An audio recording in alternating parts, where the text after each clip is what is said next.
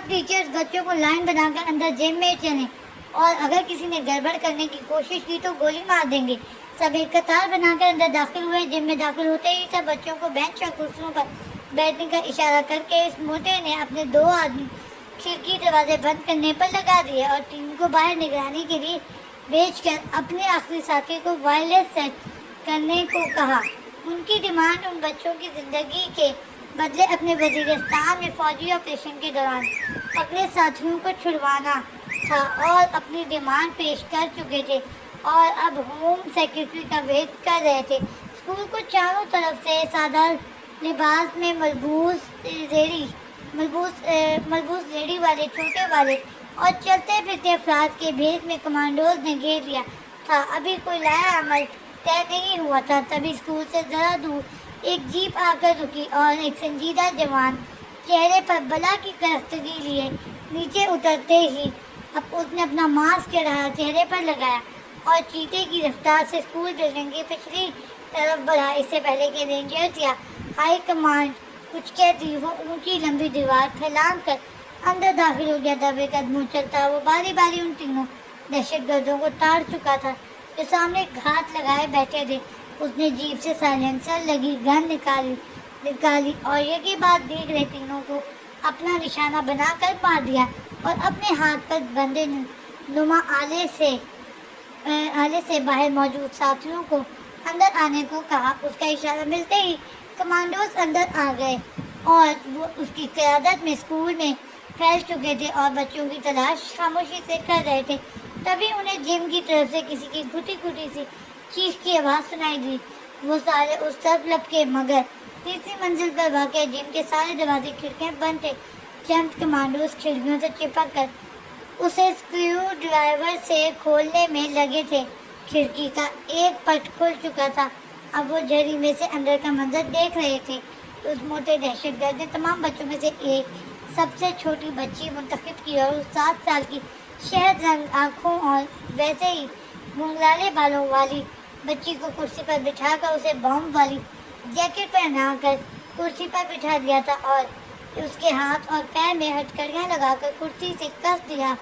अब वो उस बच्ची की फुटेज इंटरनेट के जरिए होम मिनिस्टर को दिखा रहे थे ताकि उनकी मांगें पूरी की जा सकें। माहौल संगीन और ख़तरनाक था। सारे बच्चे उनके कब्जे में थे। अंदर वो 4 अफराद थे असला से लेस। कमांडोज की वो एस्टैब्लिशमेंट से पीछे हटने का हुक्म मिल चुका था मगर वो पीछे हटने से इनकारी था। मैं उन दरिंदों के पास उन बच्चों को नहीं छोड़ सकता। जो वापस जाना चाहे वो जा सकता है। ये कहकर उसने बिना आवाज़ के खिड़की का पट खोला और झुक कर खिड़की से दाखिल होते ही गन से दहशतगर्दों का निशाना लिया और यह के बाद दीगर फायर करता चला गया। उन जालिम दहशतगर्दों को सांस लेने का मौका भी नहीं मिला और उसने सबको मार गिराया। उसके अंदाज में जुनून था, बेरहमी थी। सब बच्चे ये खून खराबा देखकर चीखने और रोने लगे थे। कमांडोज ने बच्चों को एक एक करके कमरे से निकालना शुरू कर दिया था मगर वो बच्ची जिसके सीने से बम बांधा था अगर उसको हिलाते तो पूरी बिल्डिंग उड़ जाती। वो सबको बाहर निकलने का इशारा करके खुद अपना मास्क उतारकर उस सहमी हुई बच्ची की तरफ बढ़ा और उस बच्ची की आंखें, बाल, नकुश सब कुछ उसे पुरानी यादों में धकेल रहा था। वो 2 जानू होकर उस मासूम सहमी हुई बच्ची के पास बैठ गया। टिक टिक की आवाज़ बढ़ती जा रही थी। खिड़की को तोड़कर सब बच्चों को बाहर निकाल लिया गया था। अब बम फटने में चंद ही मिनट बाकी थे। वो इतना ताकतवर बम था कि पूरी बिल्डिंग को तबाह हो जाना था। उसके साथी उसे निकलने को कह रहे थे मगर वो बड़े इत्मीनान से बम को डिफ्यूज़ करने में लगा था। उसे मौत का कोई खौफ नहीं था, बस चंद लम्हे और वो 2 वायर। उसने आँख बंद की और उसके कानों में माजी की एक आवाज़ गूंजी, चलो तुम पर भरोसा करके देखते हैं। उसने झटके से आंखें खोली और नीला तार काट दिया। लाल निशान ब्लिंक होना बंद हो गया। आज फिर मौत उससे डरकर भाग गई थी। वो गहरा सांस लेकर उठा, उस बच्ची के हाथ पैर आज़ाद किए और उसके सर पर हाथ फेर कर बगैर रुके बाहर निकलता चला गया। उसके साथी हैरत से उसे जाता देख रहे थे। बेस पहुँच कर वो 6 फुट का लंबा जवान मजबूत कसरती जिस्म का मालिक संजीदगी की इंतहा को छूटा अपने मजबूत कदमों से चलता हुआ अर्जेंट ऑफिसर के पास जजमेंट ऑफिसर के पास पहुंचा और संजीदा लहजे में गोया हुआ, केस खत्म, 4 दहशतगर्द मारे गए और बाकी सब गिरफ्तार हो चुके हैं। आप इन तमाम मुजरिमों को ISI की तफ्तीशी सेल में भिजवा देंगे, कहकर वो रुके बगैर वहाँ से निकल आया। वक्त ने उसे पत्थर बना दिया था। उसकी आंखों में बस एक ही चेहरा बसा था, सूफिया का चेहरा, जिसे वो चाह कर भी बचा नहीं पाया था। गुज़रे 6 महीने से वो जान हथेलियों पर लिए फिर रहा था।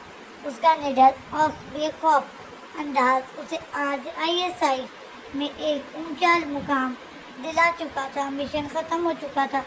जवान ने इस मौत की सौदागर यहूदी एजेंट को मौत की नींद सुला दिया था। अब वो अपने सेफ होम में मौजूद अपना सामान समेट कर तैयार हो चुका था। आज का पूरा दिन उसने मिसेस जी के नाम उसकी संगत में बेफिक्री से गुजारने का फैसला किया था। बड़े मगन अंदाज में तैयार होकर उसने गैराज से स्पोर्ट बाइक ली और सीधा जोया के हॉस्टल की जानिब रवाना हुआ। जोया अभी क्लास लेकर हॉस्टल में आकर बैठी हुई थी कि उसे जवाब का टेक्स्ट मौसूल हुआ। मिसेस जी, मैं 15 मिनट में हॉस्टल के गेट पर मिलूँगा, तैयार रहना। टेक्स्ट पढ़कर जोया की खूबसूरत ताबनाक चेहरे पर खुशी सी छा गई।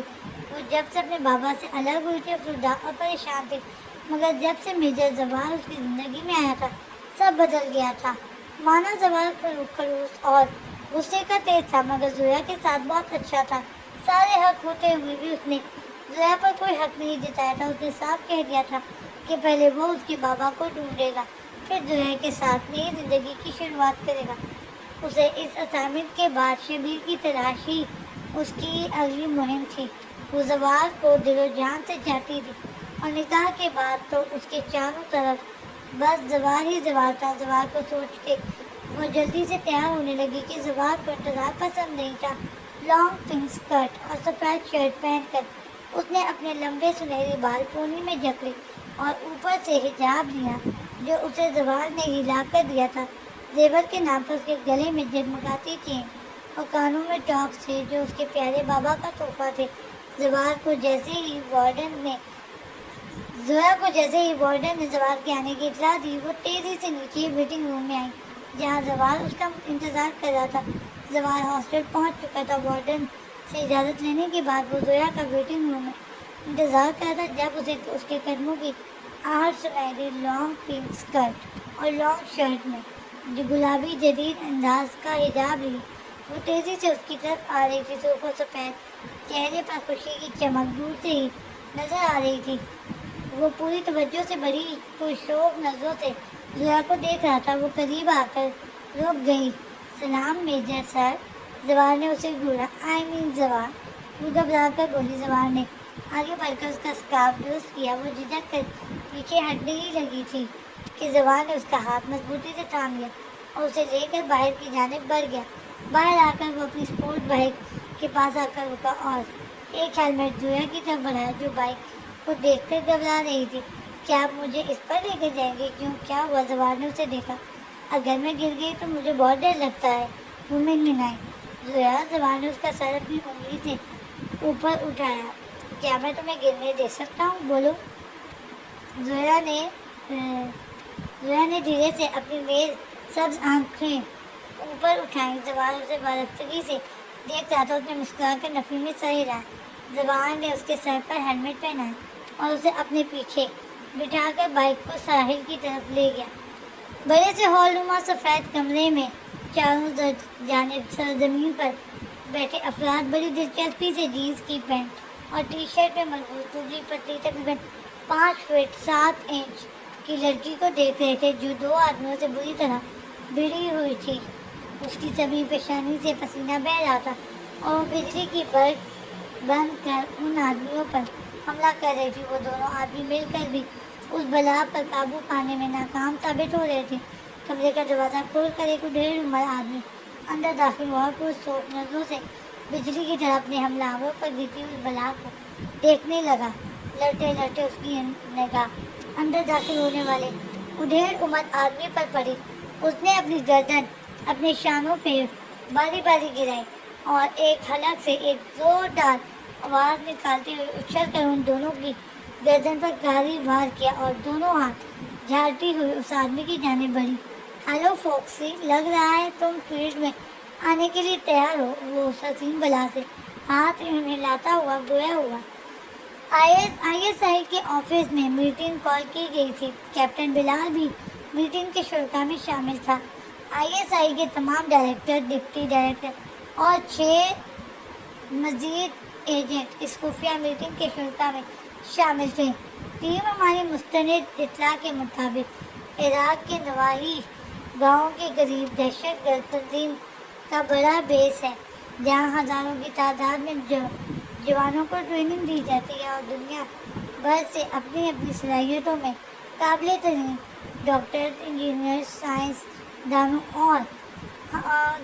کو وہاں پر یرغمال بنا کر رکھا گیا ہے اور ان سے یہ دہشت گرد زبردستی اپنی مرضی کے ہتھیار اور کیمیکلز تیار کروا رہے ہیں۔ سی آئی اے کو شبہ ہے کہ ان کے پاس ایٹمی ہتھیار کا فارمولہ لگ چکا ہے اور اب وہ اس پر کام کر رہے ہیں۔ ہمیں وہاں سے اس فارمولے کو حاصل کرنا ہے، اس سے پہلے کہ ہمارے دشمن ممالک کے ایجنٹ کے ہاتھوں میں یہ فارمولہ لگے۔ ہمیں ہر قیمت پر اسے حاصل کرنا ہوگا۔ یہ مشن موت کا مشن ہے۔ آپ سب کو سر پر کفن باندھ کر نکلنا ہوگا۔ آپ 6 کے 6 ایجنٹ الگ الگ کام کریں گے اپنے طریقے سے، تاکہ ایک اگر ناکام ہو تو دوسرے پر آنچ لائیں اور اصول کے مطابق اگر زندہ پکڑے گئے تو ہم آپ کو نہیں جانتے۔ انڈرسٹینڈ؟ یس سر، سب نے بآواز بلند کہا۔ اوکے، آپ سب کل صبح ایڈمن آفس سے اپنے نئے پاسپورٹ اور ہتھیار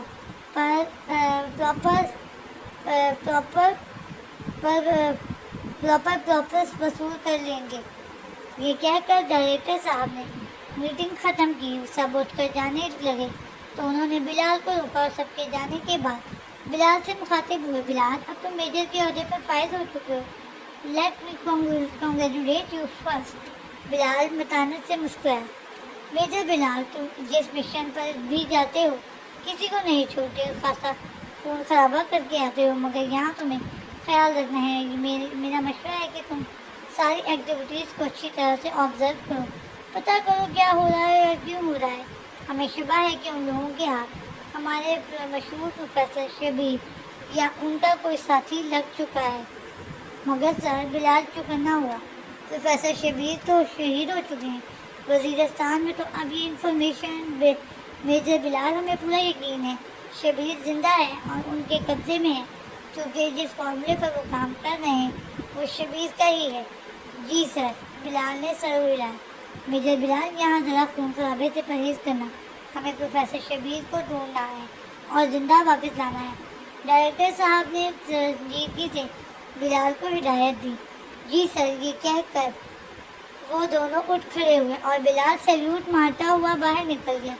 اب اسے اپنا پلان بنانا تھا اور اس پر خطر مہم پر نکلنا تھا۔ جو ناتھن بہت احتیاط سے خاصا فاصلہ رکھ کر زوال کا پیچھا کر رہا تھا، کافی دور جا کر زوال کی بائک ایک گرلز ہاسٹل کے پاس جا کر رکی اور میجر زوال اتر کر اندر چلا گیا۔ جو ناتھن نے اپنا فون نکالا اور سر فورڈ کو کال کرنے لگا۔ سر، آپ کے کہنے کے عین مطابق ہم میجر زوال پر 1 میل کی دوری سے نظر رکھے ہوئے، اور آج وہ اپنی بائک پر یونیورسٹی سے مرید کا ہاسٹل گیا ہے اور ابھی ایک تک اندر ہی ہے۔ یقیناً اس ہاسٹل میں اس نے زویا کو رکھا ہوگا۔ اب اس کا مزید پیچھا کرنے کی ضرورت نہیں ہے، اس کے واپس جاتے ہی اس ہاسٹل سے ساری معلومات حاصل کرو، سیکیورٹی کیمرے کی فوٹیج لو اور لڑکیاں چیک کرو۔ اگر زویا ہے تو اس کا رول نمبر اور روم کی لوکیشن ٹریس کر کے مجھے اطلاع کرو۔ جی سر فورڈ، جو جیسے آپ کا حکم۔ یہ کہہ کر جوناتھن نے کال ختم کی۔ تھوڑی دیر کے بعد اس نے دوربین سے چیک کیا تو زوال ایک حجاب میں لپٹی لڑکی کے ساتھ نظر آیا۔ اس لڑکی نے جدید لباس پہنا ہوا تھا، سر پہ حجاب تھا، چہرہ کھلا تھا، جو پر وہ زوال کے حصہ میں ایسے چل رہی تھی کہ اس کا چہرہ صاف نظر نہیں آ رہا تھا۔ پھر وہ دونوں بائک کے پاس آ کر رکے اور زوال نے مڑ کر ہیلمٹ اٹھایا۔ وہ جیسے ہی مڑا، اس لڑکی کا چہرہ واضح ہو گیا۔ بلا شبہ وہ سبز آنکھوں والی خوبصورت لڑکی مادام سلویا کی بیٹی زویا تھی، جس کی انہیں تلاش تھی۔ میجر زوال اور زویا کے روانہ ہوتے ہی جوناتھن تیزی سے ہاسٹل کی جانب بڑھا تاکہ زویا کے کمرے کے بارے میں معلومات حاصل کر سکے۔ آدھے گھنٹے کے بعد جب وہ باہر نکلا تو جوش سے اس کا چہرہ ٹمٹما رہا تھا۔ زویا کی ساری ڈیٹیل اس کے ہاتھ میں تھی۔ صحرائی علاقے میں واقع اس کیمپ میں دور دور تک کمانڈو ٹریننگ زوروں پر جاری تھی۔ جگہ جگہ نشانے بازی کی مشقوں کے لیے ٹارگیٹ بورڈ نصب تھے۔ وہ کڑی دھوپ میں آنکھوں پر دھوپ کا چشمہ لگائے چاروں جانب دیکھ رہی تھی۔ دھوپ کی تمازت سے اس کی سنہری رنگت چمک رہی تھی۔ اس کا لمبا قد دلکش سراپا سب کو دعوت نظارہ دے رہا تھا، پر وہ سب سے بے نیاز گاہے بگاہے وہ اپنی کلائی میں موجود گھڑی پر نظر ڈال رہی تھی۔ تھوڑی ہی دیر بعد جب ایک جیپ اس کے پاس بالکل قریب آ کر رکی اور ایک لہیم شہیم عراقی آدمی کاندھوں پر سافر ڈالے اس کے پاس آیا۔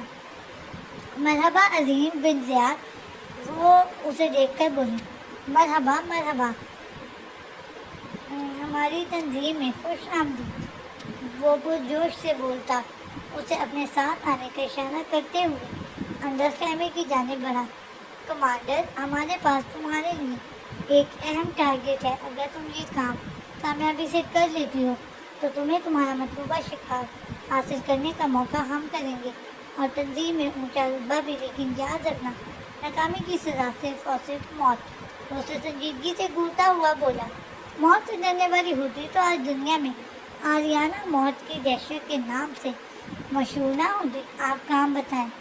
عظیم بن زیاد نے چند مہینوں میں کامیابی کی جھنڈے گاڑتی تنظیم میں اپنی جگہ بناتی آریانہ کو گھورتے ہوئے اپنے لیپ ٹاپ کا رخ اس کی جانب کیا، جس میں ایک کے بعد ایک تصاویر سامنے آ رہی تھی۔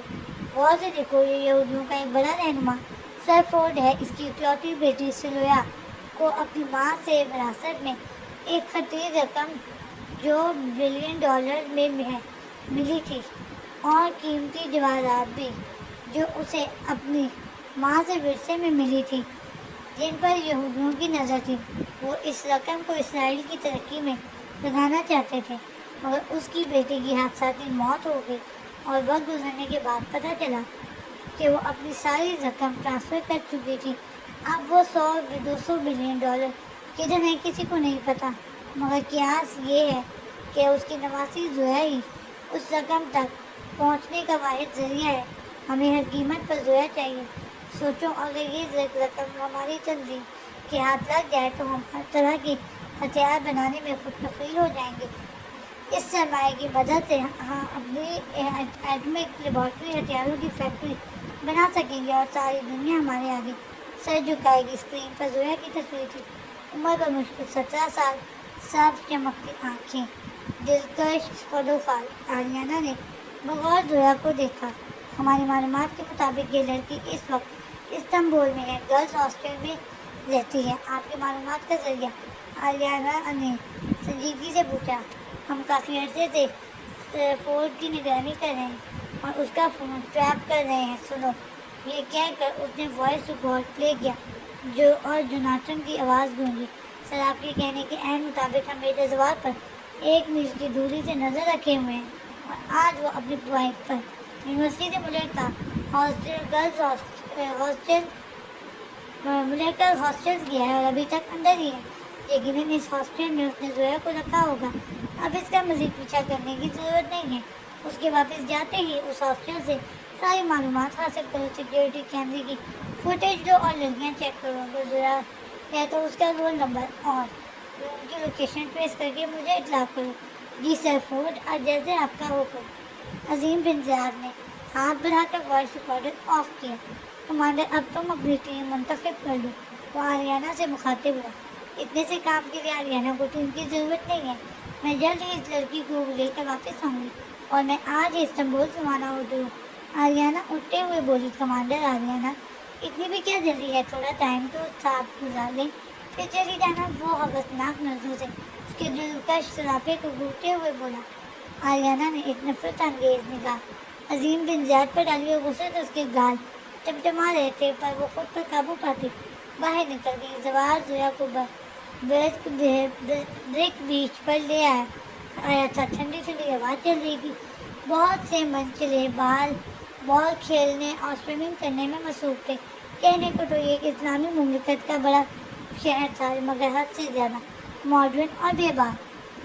जवान ने बाइक पार्क की और ज़ोया का हाथ थाम कर साइड पर आ गया। मैंने कभी सोचा भी नहीं था कि मुझे प्यार और इश्क जैसी बीमारी के जरासीम लग जाएंगे। मिसेस जी, सब तुम्हारा कसूर है, वो गंभीर आवाज़ में ज़ोया के नाजुक हाथ से हिलाते हुए बोला। जब से हमारा निकाह हुआ है, आज पहली बार हम एक साथ शाम गुजार रहे हैं। हर रोज़ सोचता था कि तुम्हारे साथ शाम गुजारूं, पर हाय रे मसरूफियत। ज़ोया सर झुका है, जवाब के साथ चहलकदमी करते हुए उसे खामोशी से सुन रही थी। तभी जवाब रुका और उसकी आंखों में झांकते हुए बोला, क्या चुपचाप का रोज़ा रख कर आई हो? कुछ बोलती क्यों नहीं? मैं क्या बोलूँ? वो घबरा गई। जवान ने गहरी नज़र ज़ोया की झुकी पलकों पर डाली। ज़ोया के चेहरा उसकी नज़रों की तपिश से सुर्ख हो रहा था। वो बड़े इत्मीनान से फुर्सत से आस पास से बेखबर ज़ोया का शर्मीला सजीला रूप अपनी आंखों के रास्ते दिल में उतार रहा था। उसके दिन रात दुश्मनों से लड़ते, अपने वतन अजीज़ के राजों की हिफाजत करते गुजरते थे, मगर ज़ोया का तसव्वुर उसकी सारी थकन जाहिर कर देता था। और इस वक्त वो मुजस्सम उसकी नज़रों के सामने उसके करीब थी, इसीलिए वो रिश्ता बनाने से डरता था। मगर ज़ोया के मामले में वो बेबस था। बिलाशुबा ज़ोया जवाब की सबसे बड़ी कमज़ोरी बन चुकी थी। ज़ोया को धीमे गंभीर लहजे में गोया हुआ, मेरे साथ चलोगी ना? दूर तक, जब तक मेरी ज़िंदगी है। ज़ोया ने तड़प कर खफगी से दीवार को देखा। और अगर आपने कभी भी मेरा साथ छोड़ा ना, तो उसकी आवाज़ बढ़ा दी और सख्त कांच की नगीनों में पानी उमड़ आया। वो अपनी बात मुकम्मल नहीं कर सकी। ओके सीज फायर मैसेज दी। यार प्लीज़ होना मत तुम्हारे मेजर सर सारी दुनिया से लड़ाई कर सकता है, तो तुम्हारे आंसू बर्दाश्त नहीं कर सकता। वो बड़े प्यार से उसके आंसू साफ करता हुआ बोला, अच्छा चलो तुम्हें अच्छा सा डिनर करवाता हूँ। वो ज़ोया को लेकर आगे बढ़ा। ज़ोया की संगत में भरपूर शाम गुजार कर उसने वापसी की राह ली। अभी वादे रास्ते में था कि उसके मखसूस वायरलेस फ़ोन पर बीप हुई। उसने बाइक चलाते ही चलाते अपना फ़ोन निकाला, मैसेज चेक किया। उसने जबड़े पर सख्ती से बीप किए थे। उसके चेहरे के अजलात तन से गए थे और आंखों में से तपिश निकल रही थी। फोक्सी को अपना मिशन मिल चुका है। सारी तैयारी के साथ वो एयरपोर्ट पर वेटिंग लाउंज में बैठी अपनी जर्मनी की फ़्लाइट का इंतज़ार कर रही थी। बोर्डिंग में अभी टाइम था। वो उठ के कॉफ़ी शॉप पर गई। अभी वो लाइन में खड़ी ऑर्डर प्लेस करने का वेट कर रही थी कि उसकी नज़र सामने से आते संजीदा चेहरे वाले खूबसूरत जवान पर पड़ी, जो देखने में अपनी चाल ढाल से ही कमांडो लग रहा था।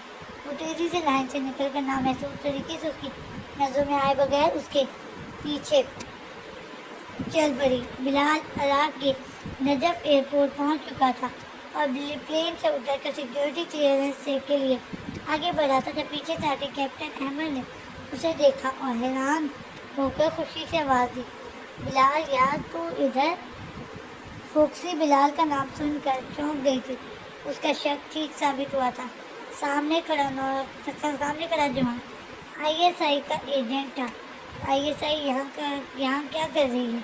वो बड़बड़ाई। बिलाल अपना नाम सुनकर मुड़ा था। देखा तो सामने उसके आर्मी के दोनों साथी कैप्टन अहमद खड़ा था। आर्मी के दिनों का साथी कैप्टन अहमद खड़ा था। आगे बढ़कर अहमद से बगलगीर होते हुए उसने अहमद के सामने से गोशी की। बड़ी I am under cover careful, और एक संजीदा सी मुस्कुराहट उसकी न जाने उछालता हुआ एक एग्जिट कंट्रोल की जानिब बढ़ गया। फोक्सी ने ये सारा मंजर इंतहाई आराम से देखा और नफे तुले कदम उठाती वेटिंग लाउंज में बैठ गई। अब वो अपने कानों में हेडफोन लगाकर सर ढूंढ रही थी। देखने वालों को ऐसा महसूस हो रहा था कि वो जैसे म्यूज़िक एंजॉय कर रही हूँ, पर दर हकीकत वो सर ढूंढते हुए फ़ोन पर बात कर रही थी। आईएसआई इराक में क्या कर रही है सर? कहीं ये तंजीम पर अटैक का इरादा तो नहीं कर रहे? उसके लहजे पर तशवीश थी। थोड़ी देर तक वो बात सुनती रही, मगर सर अगर तंजीम को यहाँ छेड़ा गया तो क्या मुझे इस मौके से फ़ायदा नहीं उठाना चाहिए? उसकी आंखों में शिकार हासिल करने की चमक थी। फोक्सी तुम हद से ज़्यादा चालाक हो। ठीक है, तुम उन पर नज़र रखो और जिस हद तक मुमकिन हो उनका टारगेट खुद हासिल करने की कोशिश करो। मगर 3 दिन, सिर्फ 3 दिन, फिर तुम्हें हर हाल में जर्मनी रिपोर्ट करनी होगी। बॉस ने सख्ती से हिदायत दी। अब आएगा मजा, वो बड़बड़ाई और अपना मुख्तसर से सामान उठाकर एग्जिट कंट्रोल की तरफ बढ़ गई। एयरपोर्ट से बाहर निकल कर वो अपना बैग कंधे पर डाले सीधा चलती गई। इराक उसके लिए कोई नई जगह नहीं थी। उसका रुख किसी सेफ जगह पहुँच कर अपना उलिया तब्दील करके शहर से दूर नवाही गाँव में दहशत गर्दों के सबसे बड़े अड्डे पर पहुँचने का था। जवान ने अपनी बाइक जोया के हॉस्टल के दरवाजे के पास लाकर उसे हेलमेट उतार कर नीचे उतर जोया को उतरने में मदद दी। जोया के सर से हेलमेट उतारा। ओके जोया, अब तुम अंदर हॉल अपने रूम में जाकर आराम करो, वो उसके गाल तक तपाता हुआ बोला। जोया बिना हिले जुले उसे खामोशी से देखती रही। क्या हुआ? जवान ने पूछा। उसके अंदाज में उजलत थी। विजय सर, सब ठीक है ना? आप सर इतना संजीदा क्यों हैं? वो धीरे से उसके करीब आकर गोया हुआ। जवान ने नजर अपने लिए परेशान जोया को देखा। सब ठीक है, बस अचानक से काम आ पड़ा है। तुम फिक्र मत करो, मैं सुबह आता हूँ। जोया परेशानी से जवाब को देखते हुए हॉस्टल की जाने बढ़ गई। जवाब खड़ा उसे अंदर जाते तक देखता रहा।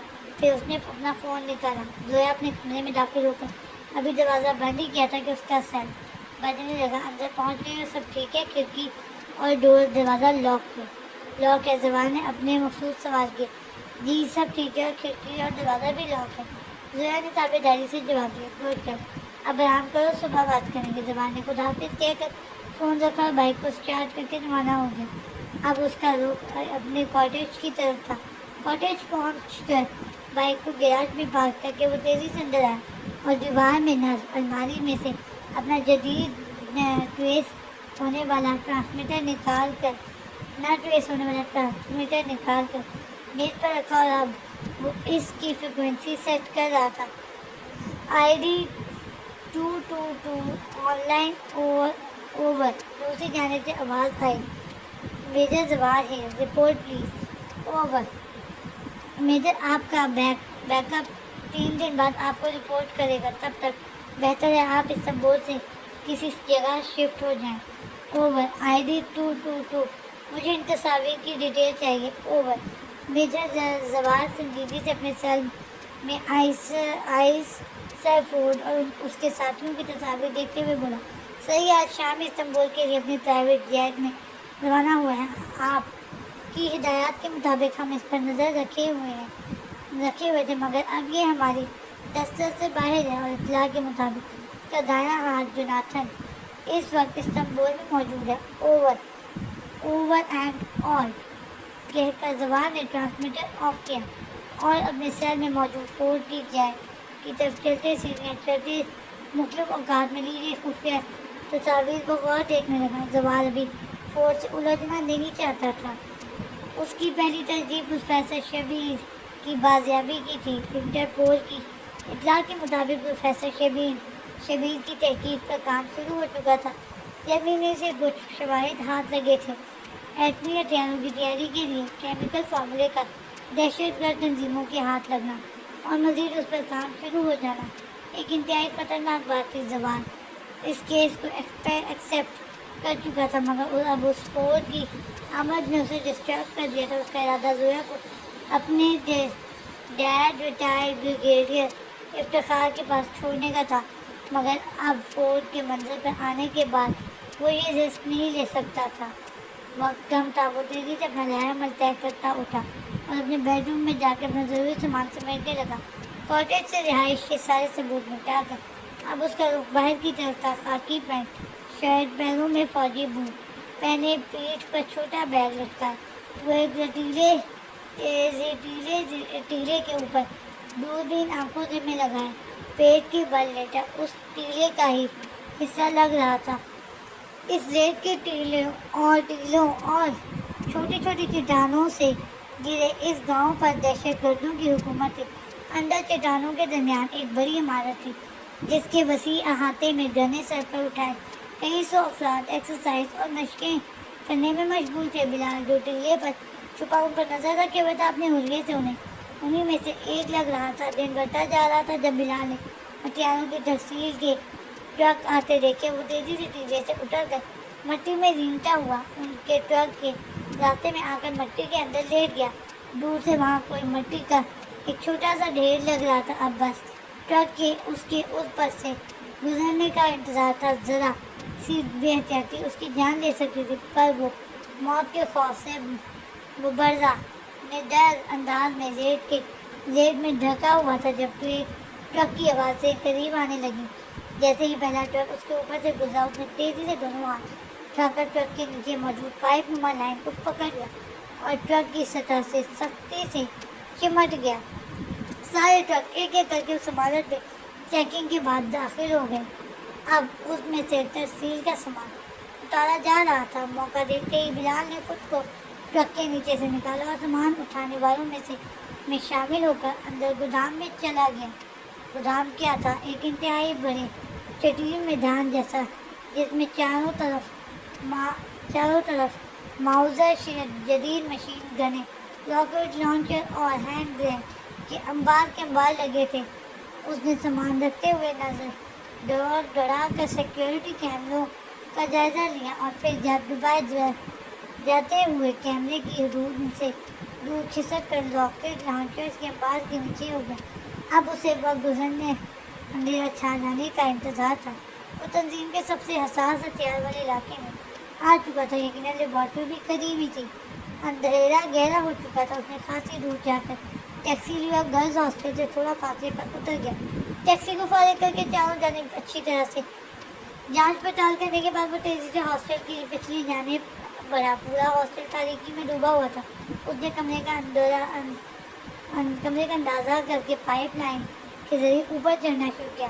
مطلوبہ فلور کے پاس پہنچ کر اس نے آہستگی سے کھڑکی کے پٹ کو پکڑا اور پھر اوگل پر احتیاط سے چلتا زویا کی کھڑکی تک پہنچا۔